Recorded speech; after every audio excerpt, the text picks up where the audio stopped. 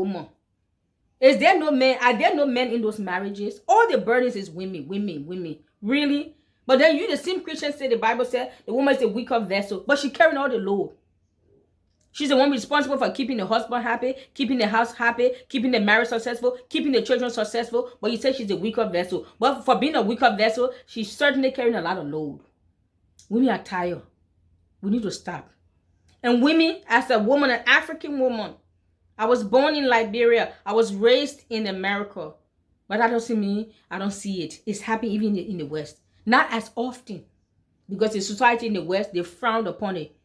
It's not accepted. They don't put it. Doesn't mean it doesn't happen. But not at the magnitude it happens in Nigeria and Africa, if we're honest. Let's not come to my video and come finger point and blame shift and say, please, let's address the issue and let's be honest. And let's begin to find a solution. So many women, as a woman, if we don't rise up and put our foot down, it won't stop. I'm telling you right now. You don't expect your abuser and the perpetrator of your pain to be the one to say, oh yeah, let me wake up and just stop abuse. No, we will have to put our foot down and say, enough is enough. We, the women, we will have to put our foot down. Otherwise, the men won't stop. How you expect your abuser to recognize one thing, what he's doing is wrong, if you don't stand up to him? And yes, some people say women get abused. Men get abused in their marriage. I'm talking about abuser, men or women. But we know the numbers of women being abused by men, we know is far greater. Doesn't mean it's okay for a woman to abuse her husband either. I'm not saying that's okay. Abuse is not okay, period. But let's address what is the majority and the most of the issues in Africa. Please, beloved, we have to stop this. Stop pressuring people. Stop pushing people. I beg of you, stop. How you raise, and even in the culture in Nigeria, even sometimes in some household, what the way how they raise the boys from how they raise the girls are different. The boys, you may do whatever. The girls, she must be in the kitchen, learn how to cook. Why? Please tell me why. The boys don't eat. Is he not going to learn how to eat? So even if he get mature, before he leave his parents' house, before he get married, he will be hungry. He will have to live by himself for a few years, right? So who's going to cook for him? You, the mother, you go to his house and cook for him, or maybe you send your daughter, his sister, to go cook for him. It has to stop. Teach your boys to take care of themselves, to cook, to clean, until they get married. And even when they get married, it is not just the woman's responsibility to do all the cooking. Why is it? I know some people personally in Nigeria, in Africa, in America right here, but they are Africans. That both, especially in the Western world, both of you go out to work. 8, 9, 10, 12 hours. Both of you come home, you are exhausted and tired. And guess what the husband does? The African man, the Nigerian man, he's a king now. So he come home, sit in the living room, put his foot on the coffee table, grab the remote, and he flicking the channel, watching remote. The remote control is in one hand, his other hand is down his pants. He's watching while the wife is in the kitchen and slaving. You are both came home, you are tired and exhausted.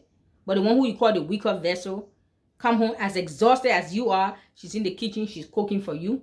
When she finishes, she's going to serve you and feed you. Make sure the kids have eaten. Make sure the homework is done. Make sure the kitchen is cleaned up. And she's so exhausted. Only thing she wants to do is hit the bed and go to sleep. When she hit the bed to go to sleep, now you want to touch her, you want to have sex. When she said no, you have an issue. Does she even have the energy for it? Sir, talk to me. Hello? You see our problem? Why you can't think? When the Bible, Christian want to bring Bible into it. Okay, let's bring the Bible into it.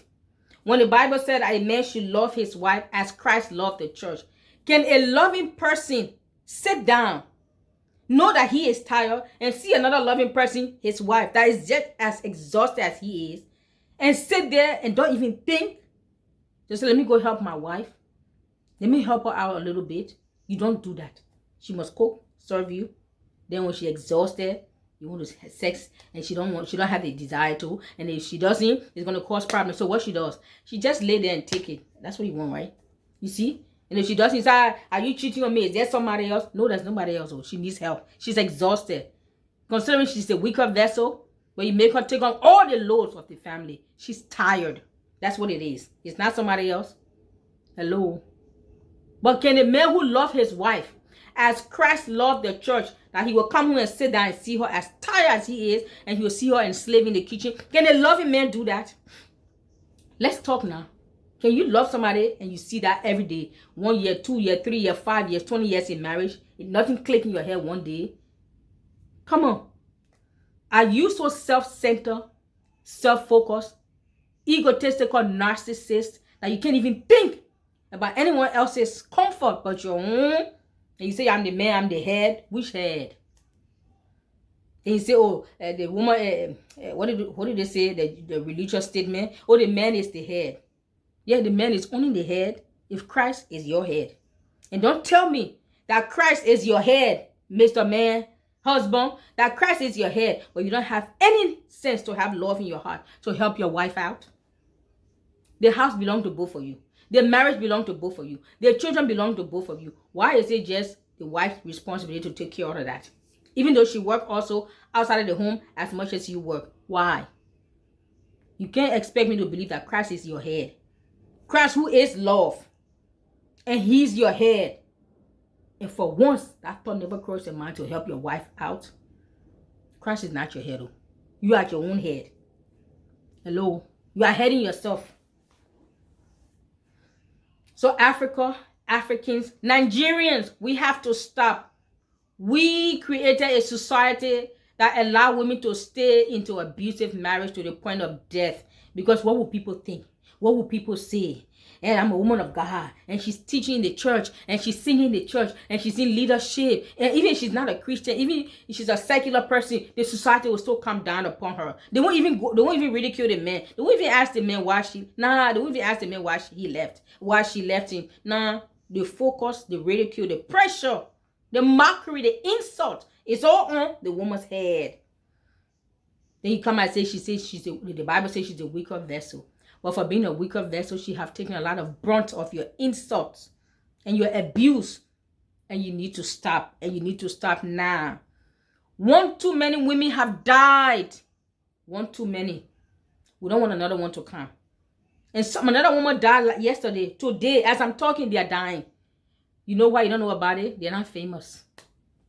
But that's somebody's daughter that's also been killed in abusive marriage or marriages. Whatever. I don't care about grammar. The grammar police, please correct me. Thank you. If that's all you got from me, therein lies your problem. I rest my case. Hello, Africa. Hello, Nigeria. Now I want to address the church. Mr. Dr. Paul Eneche came out and made a statement. First, he said he was out of town, out of the country. Apparently, whatever country he was in, there was no internet. There was no access for him to make a video. So we gave him that, right? And then he finally made a statement that, Judas walked with Christ. And, look how Judas ended up. Correct. He's absolutely correct on that part. But I got one question. Somebody who's the lead singer in your church. Sir. She wasn't just an ordinary member sitting in the church. She's a lead singer. Been there for how many years? So I'm assuming, I could be wrong. Somebody correct me if I'm wrong. I'm assuming you somehow knew her intimately. Like when I say intimate, not in the sexual way, like family, mother, like family, intimate, like family. That's how you knew her like that. You have to have. Otherwise, you can't just take somebody off the street and make them the head singer in your church. Or that's how you did it. I don't know. But somehow for years, I'm sure you had to have known her personally, her husband, the children. I'm sure you had some knowing, huh? And you tell me you didn't know, you had no clue. You said you had no clue that she was being abused. Okay, you had no clue in the natural. But are you not a spiritual man of discernment? You guys preach and paint this picture of yourself that you're so spiritual, you are up there. It's almost like you have God's phone number on your speed dial, or God has your phone number on the speed dial. You guys paint a picture of yourself of such a strong and powerful spiritual giant that you have access and direct access to God, and everybody have to come through you. I'm not saying that's what you say, but that's the image you portray. So with such a high spiritual man, you had no discernment. You're a spiritual man now. Aren't you spiritual father? So as a spiritual father, as a natural father, you had no knowledge in the natural. But as her spiritual father also, or her spiritual teacher and spiritual mentor, you also had no knowledge in the spirit realm called discernment. You had no clue. You should even be, as a man, of God, a spiritual man, you should have even been ashamed and embarrassed to even come and say, I had no clue. That spiritually, it's not a total stranger. Somebody who you work with, who's saying the head leader in your church for years. You had no clue in the natural or no clue in the spiritual. It's called spiritual discernment of what's going on. None whatsoever.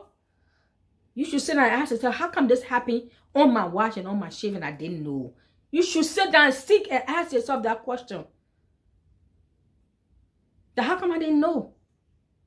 Judas, you say, look how Judas turned out. Yes, but guess what? Newsflash. Jesus knew who Judas was and his agenda from the day Judas showed up. Jesus knew Judas, his agenda, even to the appointed hour and time. Jesus knew. How come you didn't know, sir? Are you not a disciple and follower of Christ?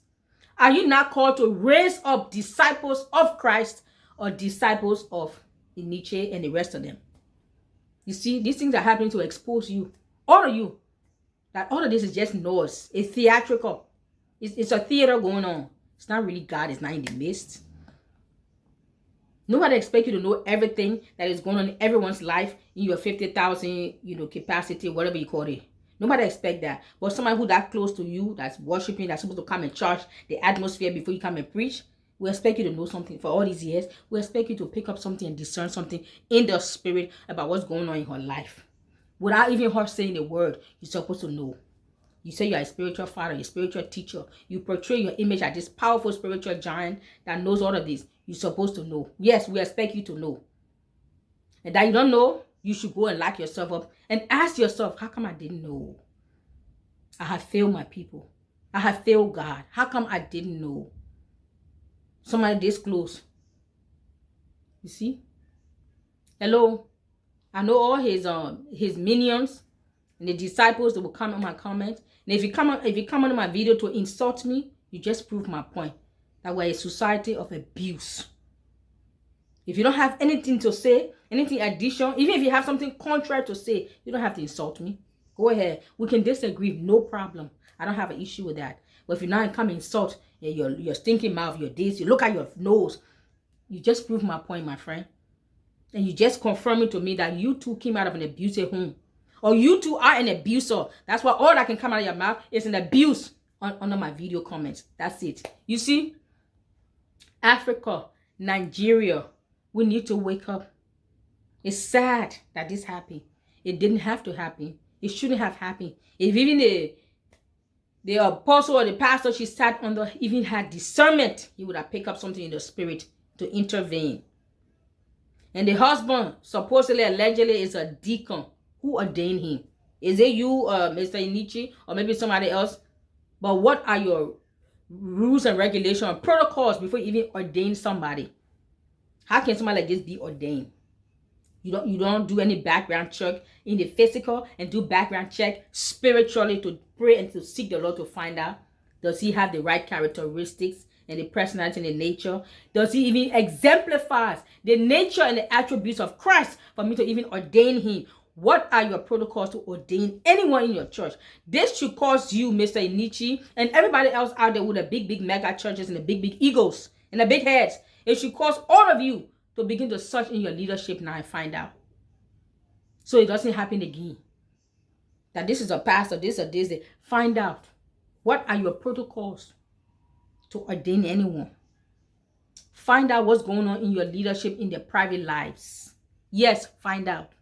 You're supposed to know these things. It shouldn't be a shock. For somebody who say he's a spiritual father of this lady. I know you didn't say those words, but we all know that's an unspoken language in Africa. Anywhere you go to church, the pastor automatically is your spiritual father. We all know that. As a spiritual father, she wasn't just an ordinary member sitting in the church. She was the lead singer for years. And you had no clue. And you sat there and said, I didn't know this. I didn't know this. You don't even feel embarrassed to even say that. You don't even feel ashamed that I'm a man of God now. I'm a spiritual father. How come I didn't know? That's supposed to hurt you. That's supposed to provoke you. That's supposed to challenge you. That's supposed to rebuke you. And that's supposed to drive you into the secret place and say, God, I'm not coming out until I can see and hear what's going on in the people's lives you have entrusted in my care. But of course, you just can't give some message, what they call the PR, damage PR report, public relation, and just damage control, and you move on to business as usual. It's wrong. It's wrong. No even message about her service, how she, what she did in the church. Nothing. You see, it was just, the message was so cold. Sorry, it was cold. It was distant. Like you don't even know her. It's just another. Maybe that was a relationship you had with her. Someone who just came and sang and went home. Maybe that's why you didn't know what was going on in her life, sir. Maybe she just came and she sang and she went home. Even though the head leader, but she just sang, did her duty, and she did her religious duty, and she went back to her abusive home. Maybe that's how you treated her. Maybe that's how come you had no clue what was going on.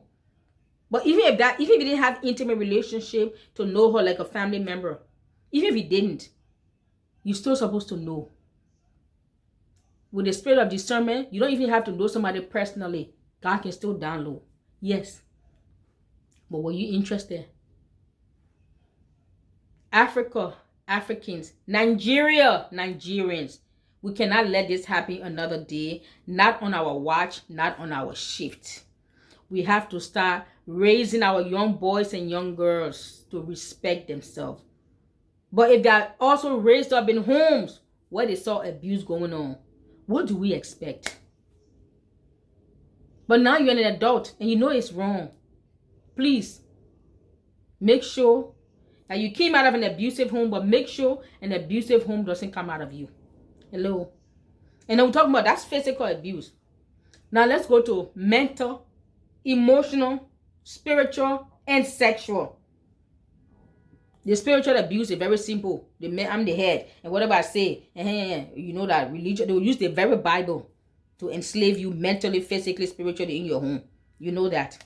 Arrogant Nigerian men, you have to change. Really, you have to change.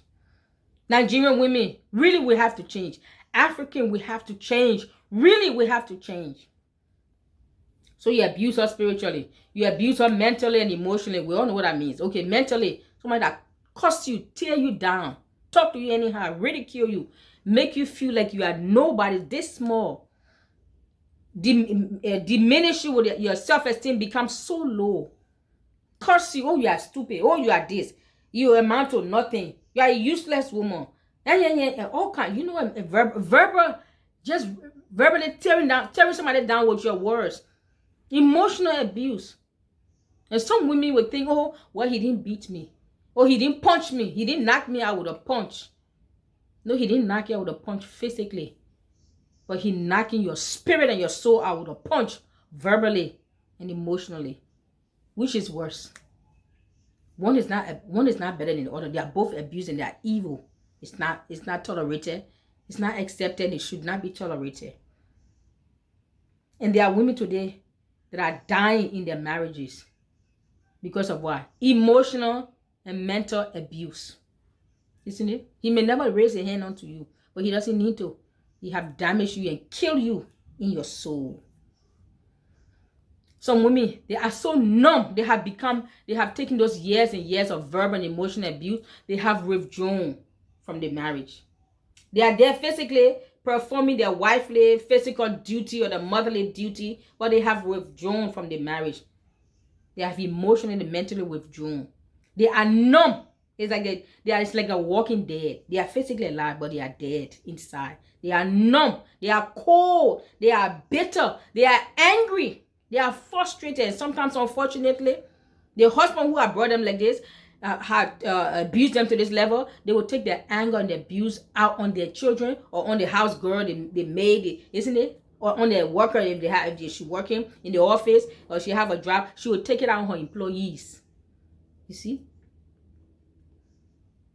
Because she can take it on the husband who have abused her, she should take it out on the children, the housemaid, the driver, whoever is also under her subordinate, she will take it out on them. You see? And the vicious cycle continues. We wonder why we have a broken society. We have a broken society because we have broken homes, broken marriages, broken lives, broken dreams, broken promises, broken people. What can we give birth to but brokenness? You see? I said we have a broken society because our society is ruled and governed by people who themselves are broken and damaged. We have a damaged and broken system. We have a damaged and broken society. We have a damaged and broken culture. Because why? It is ruled, governed by people who themselves are broken and damaged. Why should we be surprised that this happened? If we are honest. If we are brutally and sincerely honest, can somebody from a broken home give birth to anything else? Unless they work on themselves. Unless they make up their mind. I came from a broken home, but I will make up my mind and make sure a broken home doesn't come out of me. If you make up your mind and do that, yes. And sometimes you try to do that, it seems society will mock you.